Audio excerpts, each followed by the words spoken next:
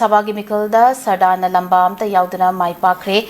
oza mase koi ki hojik oiriba koi ki manipur ki fibam haiba tare sida koi MP amagi darkar se kayam laibage haiba aduga koi Rajya Sabha ki MP election da Shanta Devi Nahakpam yaudana mai pakre ai koi bangwan de koi expectation haiba tare asa se kari haina loba anoba MP se ki karamba expectation loba yabage ai di anoba MP da ai MP amta da ai di kai expect tawsade mam de ai isana MP oin chalasu ai di mayam do dum sengna ai ne ko MP ki role je Delhi organ dum kasu law banatana topa kasu tawbangam magi capacity je political party na speaker na yawam changi mana wangang je lobby tawba yam thina hai ge ba MP khara da kawai manipur gi dama ko sum pangang na da ba ngang mu de khoi na sum ngangi jingai chamane bo ko ada ngasai gi lobby tawba da ba di fund porok bangam ga da ba adagi situation jibu de escalate tawna ba India ki leriba top intelligence agency ka maga wari sana bangamba then khoi gi se samna da kuki gi NGO group amana mamang da khoi gi kuiraba video ma viral oi rei dune karamba video no ai kanda tribal development ministry da chalaga separate administration pi bagi kana ga do poche moina chala lobby to salami dune video viral oi rei dune ko amai to na khoi MP jing ji ju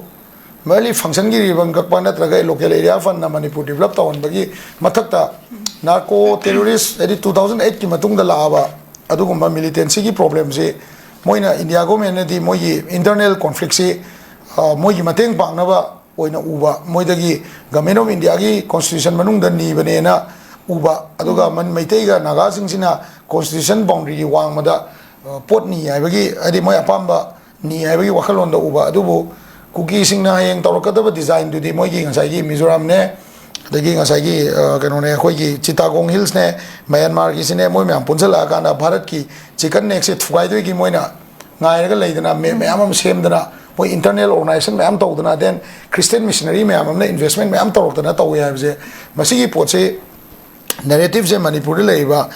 member of parliament jingjana chalaga Delhi gi leiba moi gi oza jing du da moi bathak thong bojing do hairaga Manipur policy Manipur gi damakti unique oiba policy JNK ka khoi ga manade adu ada ne tawbom change ai MP hujik chaliba MP se ai kasu thok expect taw de ma na yam ka ena taw ge khalam magadi party president oiring ai ju mayam taw me ai ko party president oiring ai da Chochanpur da chapangam gidraba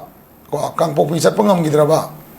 atagi ngasai gi party gi level da high power meeting ama ate kuki naga maitai gi meeting organize to bangam gidraba adugumba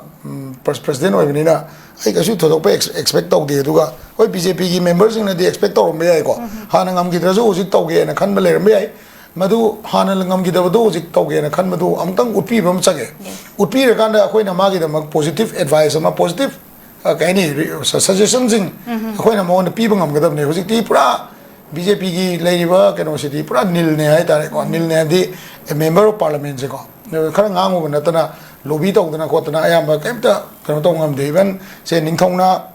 akoi gi hana member ai sabha gi MP na keno gi kareba koi gi classical language ki matang na ngangi then akoi paisa da maitei me hapai matang na ngangi then IDP sing ni matang na ngangi then atai su khara dum ngangi ko hoji form bo implement tong ngam de ba ado magi local area fund dagi khara development to na tana aduga security khara pura function khara yaw na tana Manipur concept se Manipur da Manipuri ai concept se moine accept on bos bongam driba even politician na bongam driba hosi naga gi le isi so naga gi ai bone Manipuri ne hai ba da yadaba yaning da ba mayam ju le ne koi panam pul ga education to mina dar so ko hai poche clarity ma plak pa je political level da moi ki political leaders sing duga Manipur is main to kana phani naga gi ngasi to kada bani maitai gi MLA sing MP sing na leiriba hana dei lemina pa native kuki sing sing na si to kada bani ko indigenous people gi na si oi kada bani ga je clarity oi de ba aduna bo koi CSO sing na oi na moi mathau do to le ri ne ba aduna to do bo su expect to de ai tai yamna chumba marik chumba famne wazan thambi ki ba oza mathang dam lak se khoi gi